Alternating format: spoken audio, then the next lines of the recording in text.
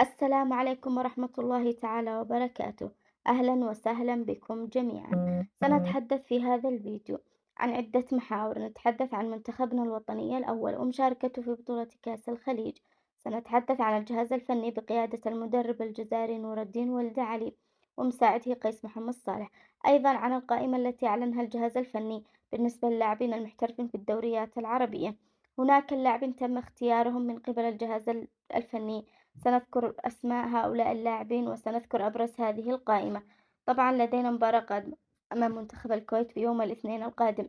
سيلعب منتخبنا الوطني مباراته أمام المنتخب الكويتي استعدادا لبطولة كأس الخليج، وهذه المباراة هي الاختبار الحقيقي لمنتخبنا الوطني ولاعبين المنتخب، علما بأن منتخبنا الوطني سيدخل مباراته القادمة أمام منتخب الكويت الودية بغياب بعض اللاعبين المحترفين الذين إلى الآن لا توجد أي أخبار بالنسبة للسماح بأنديتهم للدوري العراقي، الذي إلى الآن رافض مشاركة لاعبين المنتخب الوطني المحترفين في الدوري العراقي في بطولة كأس الخليج.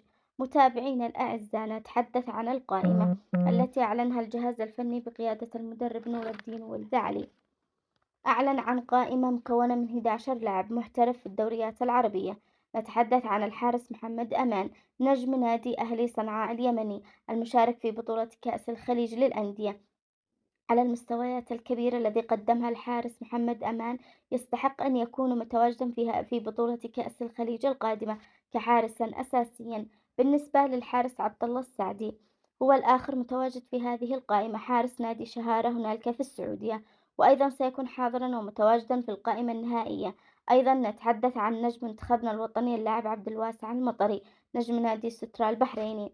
بالإضافة أيضا إلى تواجد اللاعب ناصر محمدو، نجم نادي زخو العراقي، وأحمد ماهر، نجم نادي نفط ميسان العراقي، بالإضافة إلى اللاعب أحمد الوجيه، مدافع نادي كربلاء العراقي، وأيضا المهاجم عبد العزيز مصنوم، مهاجم نادي العروبة السعودي للشباب، سيكون حاضرا ومتواجدا ضمن قائمة منتخبنا الوطني. وأيضا اللاعب يوسف الحيمي هو الآخر متواجد ضمن القائمة، لاعب نادي أهلي صنعاء اليمني، قدم مستويات كبيرة في بطولة كأس الخليج للأندية، وطبعا تم اختيارهم من ضمن هذه القائمة.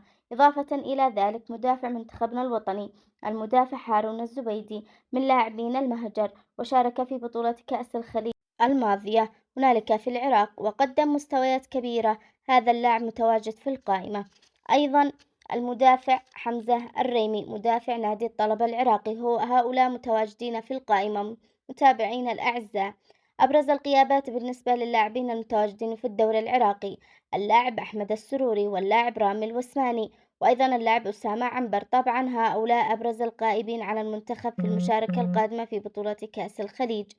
بالنسبة للاعبين الذين شاركوا في معسكر ماليزيا، أيضا هذه قائمة سيتم اختيار أبرز اللاعبين في هذه القائمة. نتحدث عن لاعبين المهجر وأيضا اللاعبين المتواجدين في القائمة التي شاركت في المعسكر الإعدادي هنالك في تعز. هذا يرجع إلى المدير الفني المدرب الجزائري نور الدين ولد علي، هو يقرر اختيارات اللاعبين بالنسبة للقائمة التي شاركت في معسكر ماليزيا. متابعينا الأعزاء، بالتوفيق لمنتخبنا اليمني وللجهاز الفني في مشواره القادم، ودمتم في أمان الله.